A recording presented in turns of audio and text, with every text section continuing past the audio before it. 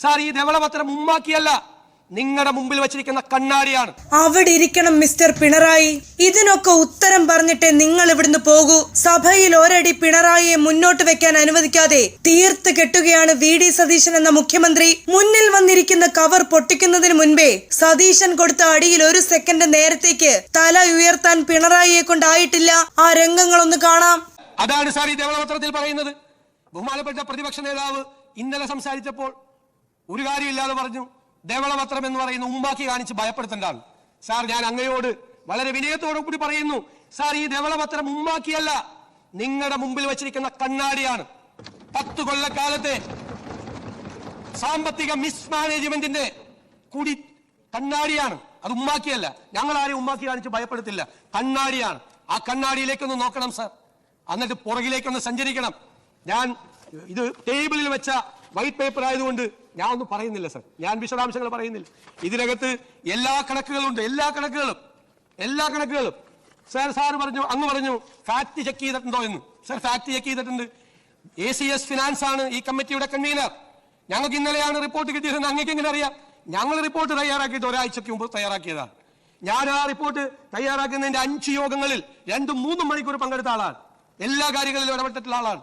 അതിന്റെ ഫ്രെയിം, ധനകാര്യ വകുപ്പിന്റെ ചുമതല കൂടി വഹിക്കുന്ന ആളെന്നുള്ള നിലയിൽ അതിന്റെ ചാപ്റ്റർ ഫ്രെയിം ചെയ്യുന്ന കാര്യത്തിൽ, അതിന്റെ വൈറ്റ് പേപ്പറിന്റെ ഫ്രെയിം ചെയ്യുന്ന കാര്യത്തിൽ, അതിന്റെ ഫാക്ട് ചെക്ക് ചെയ്യാനുള്ള സംവിധാനം, എല്ലാ ഫാക്ടും, ഇതിനകത്തുള്ള എല്ലാ കണക്കുകളും അത് കൗണ്ടർ ചെക്ക് ചെയ്തിട്ടാണ് സാർ ഇവിടെ അവതരിപ്പിക്കുന്നത്. അപ്പൊ അത് അങ്ങ് പറഞ്ഞത് നല്ല ചോദ്യമാണ്. ഫാക്ട് ചെക്ക് ചെയ്യണം. ഫാക്ട് ചെക്ക് ചെയ്തപ്പോൾ പുറത്തു വന്ന കുറെ കൗശലങ്ങളുണ്ട് ഇതിനകത്ത്. ആളുകളെ കബളിപ്പിക്കുന്ന കൗശലങ്ങളുടെ ചില കണക്കുകൾ കൂടിയുണ്ട്. ആ കണക്ക് കൂടി ഇതിനകത്ത് പുറത്തു വെച്ചിട്ടുണ്ട്. ആളുകളെ കൽപ്പിക്കാനുള്ളതല്ല കണക്കെന്ന് പറയുന്നത്. റിയലിസ്റ്റിക് ആയിരിക്കണം സാർ കണക്ക്. എങ്ങനെയാണ് ഇതിന് മുന്നോട്ട് പോകണം എന്നുള്ളത് ഏറ്റവും പ്രധാനപ്പെട്ട ഒരു കാര്യമാണ്. സാർ, ഞാനൊരു ദീർഘമായിട്ടൊന്നും ഒരുപാട് കാര്യങ്ങളൊന്നും പ്രസംഗിക്കുന്നില്ല, ഒരുപാട് സമയവും ഞാൻ എടുക്കുന്നില്ല. പക്ഷേ നമ്മൾ അറിയേണ്ടത് ഒരു ഗവൺമെന്റ്, ആ ഗവൺമെന്റിന്റെ മുന്നിലുള്ള പ്രതിസന്ധികൾ. ഇപ്പൊ പറഞ്ഞു ധനപ്രതിസന്ധി. ആ ധനപ്രതിസന്ധി ഉണ്ട്. ഇപ്പൊ ഇമ്മീഡിയറ്റ് ആയിട്ട് ഈ ഗവൺമെന്റ് കൊടുക്കേണ്ട പണത്തെ കുറിച്ച് പറഞ്ഞിട്ടുണ്ട്. കഴിഞ്ഞ കുറെ ദിവസങ്ങളായിട്ട് ഇവിടെയുള്ള പ്രചരണം എന്താ? 6000 കോടി രൂപ ട്രഷറിയിൽ ബാക്കി വെച്ചിട്ടുണ്ട്. സാർ, ട്രഷറിയിൽ പൈസ വരും, പല രീതിയിൽ വരും. ഇത് IGST ഗ്രാന്റിന്റെ പൈസ വന്നു, ലാസ്റ്റ് ആയപ്പോഴേക്കും വേറെ ചില കേന്ദ്ര ഗവൺമെന്റിന്റെ ഗ്രാന്റ് വന്നു. സാർ, മെയ് 16-ാം തീയതി നമ്മൾ എന്നാണ് അധികാരത്തിൽ ഏറ്റെടുക്കുന്നത്? അതിനുശേഷം 18-ആണ്. മെയ് 16-ാം തീയതി 6000 കോടി ഉണ്ടോ? 2000 കോടി രൂപയുള്ളൂ. അപ്പൊ ബാക്കി വെച്ചിട്ടാണ് പോകുന്നതെന്ന് ഈ പാവപ്പെട്ട ജനങ്ങളെ തെറ്റിദ്ധരിപ്പിക്കുകയാണ്. പാവപ്പെട്ട ജനങ്ങളെ. ഇവിടെ ഇരിക്കുന്ന ലെജിസ്ലേച്ചർ സെക്രട്ടേറിയറ്റിലെ ഒരു സ്റ്റാഫിന് 50,000 രൂപ സാലറി ഉണ്ടെന്ന് സങ്കല്പിക്കുക. 50,000 രൂപ കൂടുതലുണ്ടെന്ന് എനിക്കറിയാം. 50,000 രൂപ. ആൾക്ക് 25,000 രൂപ പലചരക്കടയിൽ കൊടുക്കണം ശമ്പളം കിട്ടുമ്പോൾ. പുള്ളി പലചരക്കടയിൽ കൊടുക്കുന്നില്ല, അത് പോക്കറ്റിൽ വെക്കുന്നു. പാല് മേടിച്ച കാശ് കൊടുക്കുന്നില്ല 1-ാം തീയതി ആകുമ്പോൾ. പാലുകാരൻ വരുമ്പോൾ കൊടുത്തില്ല. പത്രക്കാരന്റെ കാശ് കൊടുക്കുന്നില്ല. മനസ്സിലായേ? ആർക്കും കൊടുക്കുന്നില്ല. ആ ഇറച്ചിയും മീനും മേടിച്ച സ്ഥലത്ത് അവർക്ക് പോലും പൈസ കൊടുക്കുന്നില്ല. എന്നിട്ട് ഇദ്ദേഹം പറയാണ്, എന്റെ പോക്കറ്റിൽ 50,000 രൂപ ബാക്കിയുണ്ട്. നിങ്ങളുടെ കയ്യിൽ 6000 കോടി രൂപ ബാക്കി ഉണ്ടായിരുന്നുവെങ്കിൽ LSCD മിനിസ്റ്റർ ഇവിടെ ഇരിക്കുന്നു, ലോക്കൽ ബോഡിയുടെ 3-ാം ഗഡു നിങ്ങൾ എന്തുകൊണ്ട് കൊടുത്തില്ല? 1982 കോടി രൂപ നിങ്ങൾ എന്തുകൊണ്ട് കൊടുത്തില്ല? കയ്യിൽ പണം ഉണ്ടായിട്ട്. നിങ്ങളുടെ ഇമ്മീഡിയറ്റ് ലയബിലിറ്റി എന്തൊക്കെയാണ്? നിങ്ങൾ എവിടെയെല്ലാമാണ് നിങ്ങൾ പണം കൊടുക്കാനുള്ളത്? നിങ്ങൾ ആ പണം കൊടുക്കാനുള്ള ഒരുപാട് സ്ഥലങ്ങളിൽ നിങ്ങൾ പണം കൊടുത്തിട്ടില്ല. പട്ടിക വിദ്യാർത്ഥികൾക്ക്, പട്ടികജാതി പട്ടികവർഗ വിദ്യാർത്ഥികൾക്ക് നിങ്ങൾ കൊടുക്കാനുള്ള പണം എത്രയാണെന്നറിയാമോ? 377 കോടി രൂപ. 6000 കോടി രൂപ ബാക്കി ട്രഷറിയിൽ ഉണ്ടായിരുന്നെങ്കിൽ എന്തുകൊണ്ടാണ് ഈ പാവങ്ങൾ കുട്ടികൾക്ക് ഫസ്റ്റ് പ്രയോറിറ്റി ആയിട്ട് കൊടുക്കണ്ടേ? ആ 377 കോടി രൂപ കൊടുത്തോ? നിങ്ങൾ കൊടുത്തോ? 21,000 കോടി രൂപ ജീവനക്കാർക്ക് DA അരിയസ് വെച്ചിട്ടാണ് സർക്കാർ ഇറങ്ങുന്നത്. അത് കൊടുത്തില്ലല്ലോ. എന്നാ 6000 കോടി ബാക്കിയുണ്ട്. ഒരു അരിയസ് കൊടുത്തേക്കാം. തീരുമാനിച്ചില്ലല്ലോ. പെൻഷനർമാർക്ക് 14,387 കോടി രൂപയുടെ അരിയസ് ഉണ്ട്. കൊടുത്തോ? കൊടുത്തിട്ടില്ലല്ലോ. ഞാൻ അതും പോട്ടെ, അതെല്ലാം പോട്ടെ. ആ സപ്ലൈകോയ്ക്ക് കൊടുക്കാനുണ്ടല്ലോ ഒരു 2,893 കോടി രൂപ. ഏറ്റവും രൂക്ഷമായ വിലക്കയറ്റം നിൽക്കുന്ന ഒരു സംസ്ഥാനത്ത് 6000 കോടി രൂപ ട്രഷറിയിലുണ്ട്. ഇനി നിങ്ങളെടുത്ത് ചെലവാക്കിക്കോ എന്ന് പറയുന്ന നിങ്ങൾ എന്തേ അത് കൊടുക്കാതെ പോയത്? 2,893 കോടി രൂപ ഇവിടെ വിലക്കയറ്റം നിയന്ത്രിക്കുന്നതിന്റെ സർക്കാരിന്റെ ഏജൻസിയാണ്, മാർക്കറ്റ് ഇന്റർവെൻഷൻ നടത്തേണ്ട ഏജൻസിയാണ്. നിങ്ങൾ അവർക്ക് കൊടുത്തോ? എന്തിനാണ് ആ മെഡിക്കൽ സർവീസസ് കോർപ്പറേഷന് കൊടുക്കാനുണ്ട് 476 കോടി ഇല്ലേ? ഇവിടെ ടൈപ്പ് 1 ഡയബറ്റീസ് ഉള്ള പാവപ്പെട്ട കുഞ്ഞുങ്ങൾക്ക് ക്വാളിറ്റി ഇല്ലാത്ത മരുന്ന് വിതരണം നടത്തി നല്ല മരുന്ന് കിട്ടാൻ വേണ്ടി ആ കുഞ്ഞുങ്ങളെ കാത്തിരിക്കുക. അവർക്ക് നല്ല മരുന്ന് വിതരണം നടത്താൻ വേണ്ടി നിങ്ങൾക്ക് കൊടുക്കാമായിരുന്നല്ലേ ഈ പൈസ? കൊടുത്തില്ലല്ലോ, കൊടുത്തില്ല. 476 കോടി രൂപയാണ് അവർക്ക് കൊടുക്കാനുള്ളത്. ഞാനിപ്പോ കുറച്ച് സ്കീംസ് മാത്രമാണ് പറഞ്ഞത്. പാവപ്പെട്ടവർക്ക് കൊടുക്കാനുള്ള കാരുണ്യ സ്കീംസിൽ 2017 കോടിയുണ്ട്. നിരവധിയായിട്ടുള്ള ബാധ്യതകൾ. ഇപ്പൊ ഇമ്മീഡിയറ്റ് ലയബിലിറ്റീസ് മാത്രമാണ് ഞാൻ പറഞ്ഞത്. എന്നിട്ടൊരു കഥ ഉണ്ടാക്കുക, എന്നിട്ട് സോഷ്യൽ മീഡിയയിലൂടെ പ്രചരിപ്പിക്കുക. 6000 കോടി ബാക്കി വെച്ചിട്ട് പോയിരിക്കുക. 16-ാം തീയതി നമ്മൾ അധികാരത്തിലേക്കുമ്പോൾ 2000 കോടിയാണ്. ഞാൻ ഇതിനെ കുറിച്ച് എല്ലാ ഡീറ്റെയിൽ ഈ വൈറ്റ് പേപ്പറിൽ എഴുതിയിട്ടുണ്ട്. ട്രഷറി ബാലൻസിനെ കുറിച്ചും ട്രഷറി ബാലൻസിന്റെ സിസ്റ്റത്തെ കുറിച്ചും. അത് ഓരോ സമയത്ത് ചിലപ്പോൾ പൈസ വരും, ഓരോ സമയത്ത് പൈസ വരും. പക്ഷേ നമ്മുടെ ലയബിലിറ്റീസ് അവിടെ നിൽക്കുകയാണ്. മനസ്സിലായില്ലേ?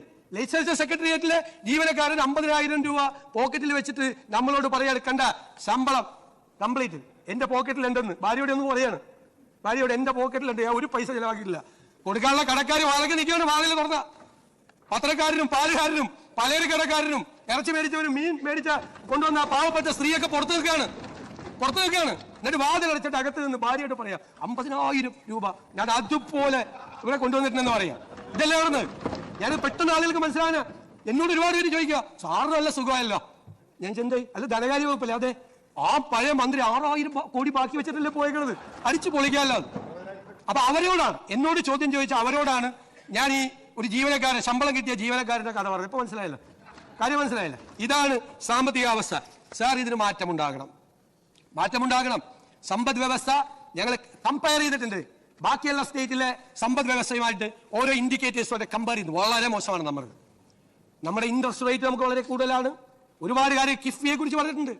എന്താ സാർ കിഫ്ബി ഉണ്ടാക്കിയപ്പോൾ ഉള്ള പ്രഖ്യാപനം? ഇന്നും ബഹുമാനപ്പെട്ട പ്രതിപക്ഷ നേതാവ് അതിനെക്കുറിച്ച് പറഞ്ഞു. എന്താ കിഫ്ബി കൊണ്ടുവന്നപ്പോ ഇവിടെ എഴുന്നേറ്റ് നിന്ന് പ്രതിപക്ഷത്തിരുന്ന് ലീഗൽ ഒബ്ജക്ഷൻ നടത്തിയ ഒരാളാണ് ഞാൻ.